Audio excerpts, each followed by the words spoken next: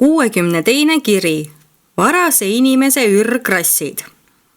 Ligikaudu 1 miljon aastat tagasi ilmusid äkki ja 3 järjestikuse mutatsiooniga inimkonna otsesed esivanemad, kes põlvnesid leemuritüüpi platsentaga imetajate varasest tüvikonnast. Nende varaste leemurite domineerivad jooned pärinesid arengulise eluplasma läänepoolsest ehk hilisemast Ameerika rühmast, kuid enne inimese esivanemate otseliini sisseseadmist täiustus see tüvikond Aafrikas arenenud keskmisena istutatud elu panustega. Idapoolne elurühm ei andnud inimliigi tegelikku tekkimisse peaaegu mingit panust. 1. Varased leemuritüübid. Inimliigi esivanematega seotud varased leemurid ei olnud otseses seoses varem eksisteerinud gibonite ja inimahvidega, kes elasid Euraasias ja Põhja-Aafrikas ning kelle järeltulijad on püsinud praeguse ajani. Nad ei olnud ka praegust tüüpi leemuri järeltulijad, kuigi pärinesid nende mõlema ühisest juba ammu välja surnud esivanemast.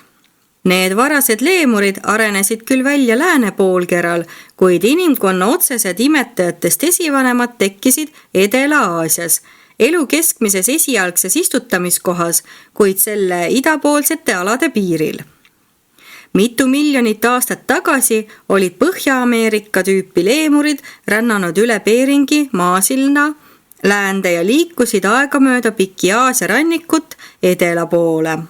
Need rändavad suguharud jõudsid lõpuks tervislikku piirkonda, mis asus tollese laienenud Vahemere ja Hindustani poolsaare kõrgete mäestikupiirkondade vahel.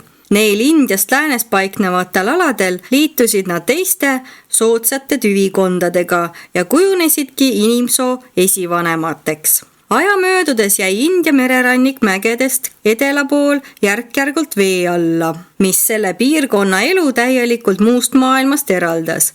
Sellele Mesopotaamia ehk Pärsia poolsaarele pääses vaid põhjaosa kaudu, kuid sellegi tee lõikasid lõuna poole tungivad liustikud korduvalt ära. Ning just sellel tol ajal peaaegu paradiislikul alal ja just selle leemuritüüpi imetaja arenenutest järeltulijatest tekkiski 2 suurt rühma, praegused inimahvid ja praegused inimesed. 2. Ürgimetajad. Veidi üle 1 miljoni aasta tagasi ilmusid äkki Mesopotaamia ürgimetajad, Põhja-Ameerika leemuritüüpi platsentaga imetaja otsesed järeltulijad. Need olid peaaegu 90 sentimeetri pikkused väikesed aktiivsed olendid, kuigi nad tavaliselt tagajalgadel ei käinud, võisid nad kergesti püsti seista. Nad olid karvased ja väledad ning vadistasid ahvide moodi, kuid erinevalt inimahvidest olid nemad lihasööjad. Neil oli algeline vastu kämmalt painduv pöial ja väga kasulik haardvarvas. Sealt maalt arenes inimese-eelsetel liikidel vastu kämmalt painduv pöial üha edasi, kuna suure varba haaramisjõud kadus üha enam. Hilisematel inimahvidel säilis haardvarvas, kuid inimese tüüpi pöialt neil ei arenenudki. Need ürgiimetajad saavutasid oma täiskasvuea 3-4 aastastena ning nende võimalik eluiga oli keskmiselt 20 aastat. Järeltulijad sündisid reeglina ükshaaval, kuid vahel ka kaksikutena. Selle uue liigi esindajatel oli oma suurusega võrreldes suurem aju kui ühelgi teisel seni maakeral elanud loomal. Neil oli palju emotsioone ja arvukalt instinkte, mis iseloomustasid hiljem ürginimest. Nad olid väga huudisimulikud ja vaimustusid väga oma ettevõtmiste õnnestumise üle. Toidunälg ja suguiha olid hästi arenenud ning algelises vastassoo peibutamises ja paarilise valimises avaldus selgelt suguline valik. Nad võitlesid raevukalt oma hõimlaste kaitsmiseks ja ilmutasid perekondlikes suhetes üsna suurt õrnust. Neil oli häbile ja kahetsusele lähenev enesealandustunne. Nad olid väga kiinduvad ja oma paarilistele liigutavalt truud, aga kui asjaolud neid lahutasid, valisid nad uue partneri. Olles kasvult väikesed ja ergu meelega, tajumaks kodumetsade ohte, arenes neil erakordne hirmutunne, mis ajendas rakendama tarku ettevaatusabinõusid, aitamaks oluliselt kaasa liigi püsima jäämisele, näiteks algeliste varjualuste ehitamine kõrgele puude otsa, millega välditi paljusid maapinnal elamisega kaasnevaid ohte. Inimkonna hirmukalduvused saidki konkreetsemalt alguse neil aegadel. Neil ürgimetajatel arenes niisugune suguharuvaim, mida polnud varem ilmnenud. Nad olid küll väga seltsivad, aga siiski äärmiselt riiakad, kui nende tavalist rutiini mingil viisil häiriti. Ja nad ägestusid, kui neid põhjalikult vihastati. Nende sõjakas loomus tuli neile aga igati kasuks. Arenenumad rühmad astusid oma vähem arenenud naabritega kõhklematult sõtta ja selektiivse ellujäämise tulemusena liik üha täiustus. Üsna pea allus selle piirkonna väiksemate olendite elu nende ülemvõimule ja väga vähesed vanematest mittelihasööjatest ahvitaolistest suguharudest jäid püsima. Rohkem kui 1000 aasta jooksul paljunesid ja levisid need väikesed agressiivsed loomad üle Mesopotaamia poolsaare ning täiustusid pidevalt nii füüsilise tüübi kui ka üldise arukuse poolest. Ja täpselt 70 põlvkonda pärast selle uue suguharu tekkimist kõrgemat tüüpi leemurist esivanemast toimus uus epohhiloov areng. Äkki eristusid urant- ja inimolendite arengu järgmise olulise etapi esivanemad. 3. Vahepealsed imetajad. Ürgimetajate elujärgu algul nende väledate olendite arenenud paari elupaigas puu otsas sündisid kaksikud, üks emane, üks isane. Need olid oma esivanematega võrreldes suhteliselt ilusad väikesed loomad. Neil oli kehal vähe karvu, kuid see ei olnud neile puudeks, sest nad elasid soojas ja ühtlases kliimas. Need lapsed kasvasid veidi enam kui 1 meetri ja 20 sentimeetri pikkuseks. Nad olid igas suhtes oma vanematest suuremad, kuid neil olid pikemad jalad ja lühemad käed. Nende pöidlad paindusid peaaegu täiuslikult vastu kämmalt, olles mitmesugusteks töödeks peaaegu niisama sobivad kui inimese praegune pöial. Nad kõndisid püsti, nende jalad sobisid kõndimiseks peaaegu niisama hästi kui hilisematel inimrassidel. Nende aju oli vähem arenenud ja väiksem kui inimolenditel, ent palju kõrgemalt arenenud ja palju suurem kui nende esivanematel.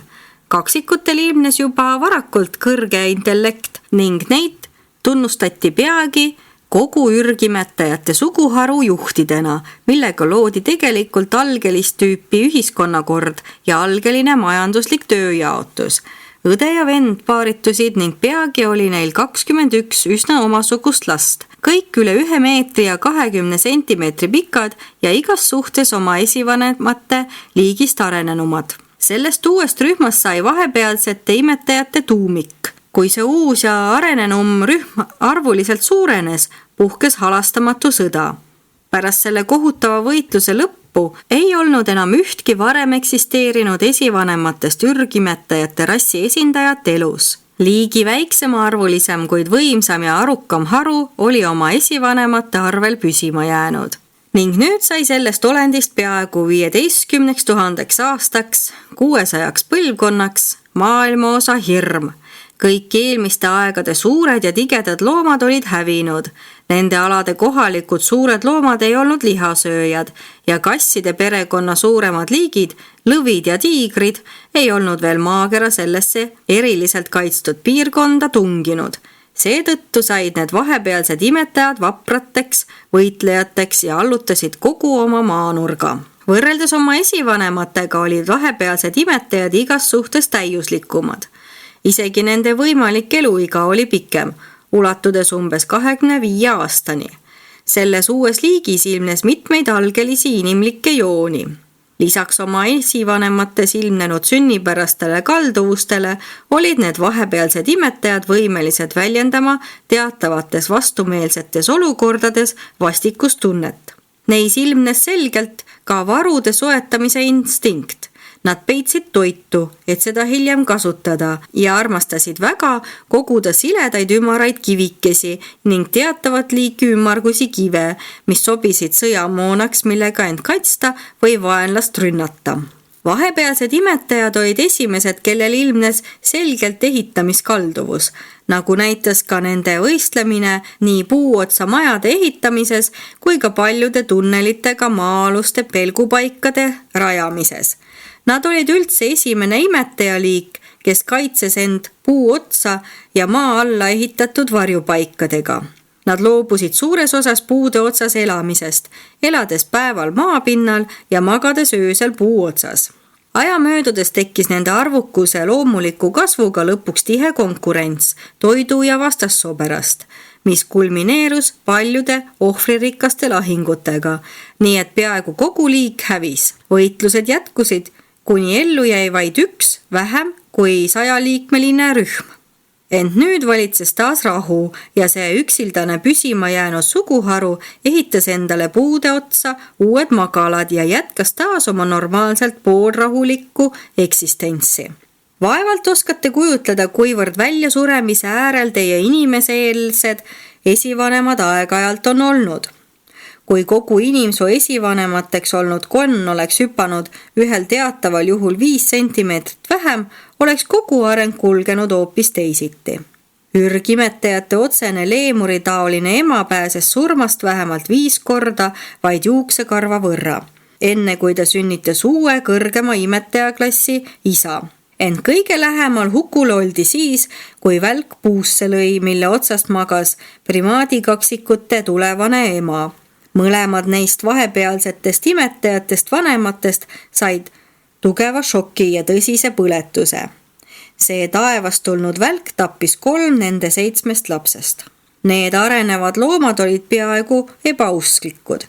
Paar, kelle puukodusse välk lõi, oli tegelikult vahepealsete imetajate liigi arenenuma rühma juht, kelle eeskujul siirdus üle poole suguharust arukamad pered sellest paigast ligikaudu 3 kilomeetri kaugusele ja hakkas ehitama puude otsa uusi eluasemeid ning maa alla uusi varjupaiku, ajutisi pelgupaiku ootamatu ohu puhuks. Varsti pärast kodu valmimist sündisid sellel palju võitlusi üle elanud paaril kaksikud, kõige huvitavamad ja tähtsamad loomad, kes kuni selle ajani üldse olid maailma sündinud, sest nad olid esimesed uuest primaatide liigist, inimeseelse arengu järgmisest olulisest etapist.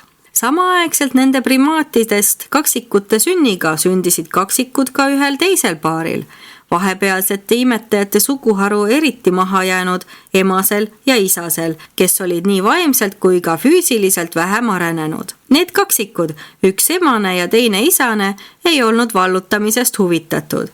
Neid huvitas vaid toidu hankimine ja et nad liha ei söönud, kaotasid nad saakloomade otsimise vastu peaaegu igasuguse huvi. Need alaarenenud kaksikud said praeguste inimahvide eellasteks. Nende järeltulijad koondusid soojematesse lõunapoolsetesse piirkondadesse, kus oli pehme kliima ja külluses troopilisi puuvilju. Ning nad elavad seal tänapäevani üsna samamoodi, välja arvatud harud, mis paaritusid varasemat tüüpi gibonite ja inimahvidega ning on selle tagajärjel suuresti mandunud. Seega on selgesti näha, et inimene on inimahviga suguluses vaid selle poolest, et mõlemad põlvnevad vahepealsetest imetajatest, suguharjust, kus sündis ja seejärel eraldus üheaegselt 2 kaksikute paari. Vähem arenenud paar, kelle saatuseks sai praeguste ahvitüüpide paaviani, šimpansi ja gorilla väljaarendamine ja kõrgemalt arenenud paar, kelle saatuseks sai jätkata inimese endani arenevat tõusuliini. Nüüdisaegne inimene ja ahvilised pärinesid küll samast suguharust ja liigist, kuid mitte samadest vanematest.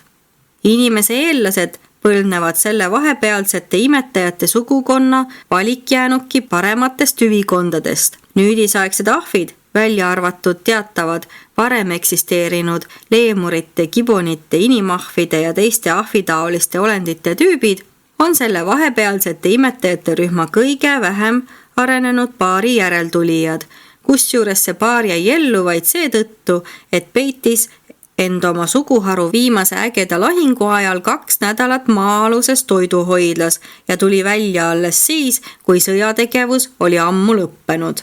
4. Primaadid. Pöördume tagasi kõrgelt arenenud kaksikute, emase ja isase juurde, kes olid vahepealsete imetajate suguharu 2 juhtivat liiget. Need loomalapsed olid ebatavalist klassi, neil oli kehal veel vähem karvu kui nende vanematel ja lapsena püüdsid nad kangekaelselt püsti käia. Nende esivanemad olid alati õppinud tagajalgadel käima, kuid need primaatidest kaksikud seisid algusest peale püsti. Nad sirgusid enam kui 1,50 sentimeetri pikkuseks ning nende pead kasvasid teiste suguharu liikmete peadest suuremaks. Nad õppisid küll varakult omavahel märkide ja häälitsuste abil suhtlema, kuid ei suutnud neid uusi sümboleid oma rahvale selgeks teha. Umbes 14-aastastena põgenesid nad oma suguharust lääne poole, et pere üles kasvatada ja panna alus uuele primaatide liigile. Neid uusi olendeid ongi väga kohane primaatideks nimetada, sest nad olid inimese enda otsesed ja vahetud loomadest esivanemad. Selliselt asustasidki primaadid tol ajal pikalt Lõunamerre ulatuva Mesopotaamia poolsaare lääneranniku piirkonna. Nende vähem arukate lähisugulaste suguharud elasid aga poolsaare tipu ümbruses ja piki idarannikut. Primaadid olid vahepealsetest imetajatest eellastest inimlikumad ja vähem loomalikud. Uue liigi skelett sarnanes oma proportsioonidelt väga algeliste inimrasside skeletiga. Nende inimese tüüpi käe- ja jalalaba oli täielikult välja arenenud. Need olendid võisid kõndida ning isegi joosta sama hästi kui kõik nende hilisemad inimestest järeltulijad. Puu otsas elamisest nad suures osas loobusid, kuigi peitusid ööseks ohutuse mõttes ikka veel puude otsa, sest olid väga kartlikud, nagu nende varasemad esivanemadki. Nad hakkasid rohkem oma käsi kasutama, mis arendas hästi ajutegevust, kuid nende meelt poleks saanud veel päriselt inimmeeleks nimetada. Kuigi oma emotsionaalse loomuse poolest erinesid primaadid eellastest vähe, ilmnes nende kalduvustes rohkem inimlikkust. Nad olid tegelikult suurepäraselt kõrgelt arenenud loomad, kes jõudsid küpsuseni ligikaudu 10-aastaselt ja nende loomulik eluiga oli umbes 40 aastat. See tähendab, et nad oleksid võinud nii kaua elada, kui oleksid surnud loomulikku surma, ent neil varastel aegadel surid loomulikku surma üldse väga vähesed loomad. Olelusvõitlus oli selleks liiga pingeline. Ja nüüd, pärast peaaegu 900 põlvkonna jooksul toimunud arengut, mis hõlmas ligikaudu 21 000 aastat alates ürgimetajate tekkimisest, sündis primaatidel äkki 2 tähelepanuväärset olendit. 2 esimest tõelist inimolendit. Seega sai Põhja-Ameerika leemuritüübist põlvnenud ürgimetajatest alguse vahepealsed imetajad ja neist vahepealsetest imetajatest omakorda kõrgelt arenenud primaadid, kes said algelise inimrassi vahetuteks esivanemateks. Primaadid olid inimese arengus viimane oluline lüli, ent vähem kui 1000 aastaga polnud neist erakordsetest suguharudest enam ühtki isendit järel. 5. Esimesed inimolendid. Aastast 1934 peale Kristust tagasi 2 esimese inimolendi sünnini on täpselt 9 093 419 aastat. Need 2 tähelepanuväärset loodud olendit olid tõelised inimolendid. Neil olid täiuslikud inimese pöidlad, nagu ka paljudel nende esivanematel ning täpselt sama täiuslikud jalalabad kui praegustel inimrassidel. Nad olid kõndijad ja jooksjad, mitte ronijad. Suure varba haaramisfunktsioon oli kadunud, täielikult hävinud. Kui oht neid puuotsa ajas, ronisid nad täpselt samamoodi, nagu seda teeksid tänapäeva inimesed. Nad ronisid mööda puutüve karukombel, mitte šimpansi või gorilla moodi, kes hooglevad üles mööda oksi. Esimesed inimolendid ja nende järeltulijad jõudsid täisküpsuseni 12-aastaselt ning nende võimalik eluiga oli ligikaudu 75 aastat. Neil inimkaksikutel ilmnes varakult palju uusi emotsioone. Nad imetlesid nii esemeid kui ka teisi olendeid ja olid üsna edevad. Ent kõige suurem edusamm nende emotsionaalses arengus oli tõeliste inimlike tunnete uue rühma, palveldamisrühma äkiline ilmumine, mis hõlmas aukartust, harrast austust, alandlikkust ja isegi algelist tänulikkust. Hirm koos teadmatusega loodusnähtuste suhtes sünnitab paratamatult algelise religiooni. Need polnud mitte ainsad neis algelistes inimestes ilmnenud tunded. Algelisel kujul olid olemas ka paljud kõrgemad tundmused. Nad tunnetasid ähmaselt kahjutunnet, häbi ja etteheiteid ning olid teravalt teadlikult armastusest, vihkamisest ja kättemaksust, olles vastuvõtlikud ka märkimisväärsele kadedustundele. Need 2 esimest inimest, kaksikud, olid oma primaatidest vanematele suur katsumus. Nad olid nii uudishimulikud ja seiklushimulised, et oleksid enne 8-aastaseks saamist palju kordi peaaegu oma elu kaotanud. 12-aastaselt oli neil tegelikult üsna palju arme. Nad õppisid väga varakult verbaalselt suhtlema. 10-aastaselt olid nad töötanud välja peaaegu 200 mõttest koosneva täiustatud märgi- ja sõnakeele ning olid oma esivanemate tahumatut suhtlemisviisi tunduvalt täiustanud ja avardanud. Ent kuidas nad ka ei püüdnud, suutsid nad oma vanematele õpetada vaid väheseid oma uutest märkidest ja sümbolitest. Umbes 9-aastastena kõndisid nad ühel ilusal päeval mööda jõekallast ja arutasid omavahel olulisi asju. Kõik kurantjal asunud taevased intellektid, mina kaasa arvatud, viibisid vaatlejatena selle keskpäevase kohtumise juures. Nad jõudsid sel sündmusrikkal päeval arusaamisele, et hakkavad elama koos ja teineteise jaoks ning see oli esimene tervest reast sellistest kokkulepetest, mis kulmineerusid lõpuks otsuses põgeneda oma vähem arenenud kaaslaste juurest ja rännata põhja poole, aimamata, et panevad sellega aluse inimsoole. Kuigi me kõik olime väga mures nende 2 väikese metslase plaanide pärast, olime võimetud nende mõttetegevust suunama. Me ei mõjutanud, ei saanud mõjutada meelevaldselt nende otsuseid. Kuid meie, elukandjad, aitasime meile planeedil tegutsemiseks lubatud piirides koos oma kaaslastega inimkaksikuid põhja poole juhtida. Eemale nende karvasest ja osaliselt veel puu otsas elavast rahvast.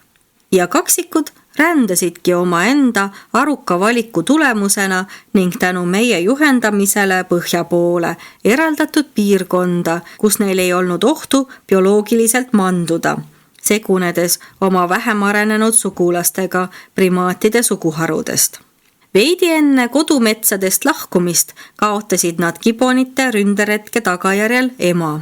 Kuigi emal polnud nende arukust, tundis ta oma järeltulijate vastu tõeliselt suurt imetaja kiindumust ning andis kartmatult oma elu, püüdes imelist paari kaitsta. Tema ohver ei olnud asjatu, sest ta pidas vaenlast kinni, kuni isa saabus abijõuga ja lõi sissetungijad põgenema. Varsti pärast seda lahkus noor paar oma kaaslastest, et panna alus inimsoole. Nende primaadist isa oli aga lohutamatu, masendatud. Ta keeldus söömast, kuigi ta teised lapsed tõid talle toitu. Kaotanud oma targad järeltulijad ei tundunud elu tema tavaliste kaaslaste seas enam elamist väärt. Ta uitas metsas ringi, langes vaenulike gibonite kätte ja peksti surnuks. 6. Inimmeele areng. Meie, urant ja elukandjad, olime kogu selle aja valvsalt oodanud alates hetkest, mil istutasime planeedi vetesse esmakordselt eluplasma ning esimeste tõeliste intellekti ja tahteolendite ilmumine tegi meile muidugi rõõmu ja andis ülima rahuldustunde. Kaksikute vaimse arengu jälgimiseks olime vaadelnud nende 7 meeleabivaimu tegevust, kes olid määratud urantele koos meie saabumisega planeedile. Planeedi elu kogu pika evolutsiooni jooksul olid need väsimatud meelehoolekandjad näidanud pidevalt, et nad suudavad üha paremini kontakteeruda üha kõrgemate loomolendite järjest arenenuma ajuga. Ürgalgse loomariigi instinktiivses ja reflektoorses käitumises sai algul tegutseda ainult intuitsioonivaim. Kõrgemate tüüpide eristumisel sai arusaamisvaim annetada neile loodud olendite mõtete spontaanse seondumise. Hiljem täheldasime julguse vaimu tegutsemist. Arengulistel loomadel arenes tegelikult algelisel kujul kaitsev eneseteadvus. Pärast imetajarühmade ilmumist nägime üha suuremal määral teadmisvaimu avaldumist. Kõrgemate imetajate areng tõi kaasa nõuandevaimu tegevuse, mille tulemusena kasvas karjainstinkt ja käivitus algeline sotsiaalne areng. Nii ürgimetajate, vahepealsete imetajate kui ka primaatide arengus täheldasime esimese 5 meeleabivaimu toetust üha enam. Kuid 2 ülejäänud vaimu, kõrgeimad meeleabivaimud, ei olnud veel kunagi saanud urantia tüüpi arengulises meeles tegutseda. Kujutlege, kuidas me ühel päeval rõõmustasime, kaksikud olid umbes 10-aastased, kui palveldamisvaim esmakordselt emase ja veidi hiljem isase kaksiku meelega ühendusse astus. Me teadsime, et kulmineerumas oli miski, mis oli inimmeelega lähedases suguluses ja kui nad siis ligikaudu aasta pärast sügava mõtiskluse ja sihikindla otsuse tulemusena otsustasid kodust põgeneda ja põhja poole rännata, hakkas urantial neis 2 nüüd inimmõistuseks tunnistatud meeles tegutsema tarkuse vaim. 7 meeleabivaimu mobiliseerusid nüüd kohe uue korra järgi. Olime pinevas ootuses, mõistsime, et on lähenemas kauaoodatud tund. Teadsime, et kohe on vilja kandmas meie pikaajaline pingutus arendada urantial välja tahteolendid. 7. Urantia tunnustamine asustatud maailmana. Meil ei tulnud kaua oodata.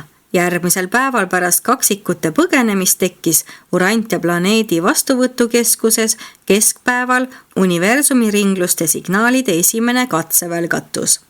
Olime kõik muidugi ärevil, mõistes, et on oodata suursündmust, ent kuna see maailm oli elukatsejaam, polnud meil vähematki aimu, kuidas meie planeedi intellektielu tunnustamist täpselt teatatakse. Meil ei tulnud kaua teadmatuses viibida. 3. päeval pärast kaksikute põgenemist ja enne elukandjate korpuse lahkumist saabus Nebadoni peaingel planeedile lähteringlust moodustama. See oli urantial sündmusrikas päev, mil meie väike rühm kogunes planeedi kosmose sidepooluse ümber ja sai Salvingtonilt planeedi äsja sisse seatud meeleringluse kaudu esimese teate. Ning see esimene teade, mille dikteeris peainglite korpuse ülem, oli järgmine. Urantia elukandjatele, tervitus! Teatame, et Salvingtonil, Edential ja Jerusemil on väga hea meel registreerida Nebadoni keskuses signaal tahteväärikusega meele eksisteerimise kohta urantial. Kaksikute sihikindlat otsust põgeneda põhja poole ja eraldada oma järeltulijad vähem arenenud esivanematest on tähele pandud. See on urantial esimene meele, inimtüüpi meele otsus ning seab automaatselt sisse sideringluse, mille kaudu me käesolevat tunnustamissõnumit edastame. Seejärel saabusid uue ringluse kaudu Edentia kõige kõrgemate tervitused koos juhistega kohalikele elukandjatele, mis keelasid meil sellesse meie poolt sisse seatud elumudelisse sekkuda. Meil keelati vahele segada inimprogressi küsimustesse. Ei maksa arvata, et elukandjad sekkuvad kunagi meelevaldselt ja mehaaniliselt planeedi evolutsioonikavade loomulikku kulgu, sest me ei tee seda. Kuni selle ajani oli meil lubatud keskkonda juhtida ja eluplasmat eriliselt kaitsta. Nüüd aga tuli see erandlik, kuid täiesti loomulik järelevalve lõpetada. Ning niipea, kui kõige kõrgemad oma jutu lõpetasid, jõudis planeedile Satania süsteemi tollase suverääni Lutsiferi kaunis sõnum. Elukandjad kuulsid nüüd omaenda ülema tervitussõnu ja said temalt loa Jerusemi tagasi pöörduda. Selle Lutsiferi sõnumiga võeti elukandjate töö urantial ametlikult vastu ja meid vabastati igasugusest tulevasest kriitikast meie pingutuste suhtes täiustada Satania süsteemis sisse seatud Nebadoni elumudeleid. Salvingtonilt, Edentialt ja Jerusemilt Saabunud sõnumid tähistasid ametlikult elukandjate pikki ajastuid kestnud järelevalve lõppu planeedil. Nad olid ajastuid valves olnud ja neid olid abistanud vaid 7 meeleabivaimu ja füüsilised meisterjuhtijad. Ja nüüd, mil planeedi arengulistes loodudolendites oli tekkinud tahe, võime valida palveldamine ja tõus, mõistsime, et meie töö on lõpule jõudnud ning meie rühm valmistus lahkuma. Kuna Urantia elu oli teisendamise maailm, anti luba jätta kohale 2 vanemat elukandjat koos 12 abilisega ning mind valiti sellesse rühma ja ma olen sellest ajast saadik Urantial viibinud. Urantiat tunnustati ametlikult Nebadoni universumis inimestega asustatud planeedina täpselt 9 093 408 aastat tagasi, aastast 1934 peale Kristust. Bioloogiline areng jõudis taas inimese tahteväärikuse tasemeni. Satania planeedile number 606 oli saabunud inimene. Esitanud Urantial asuv Nebadoni elukandja.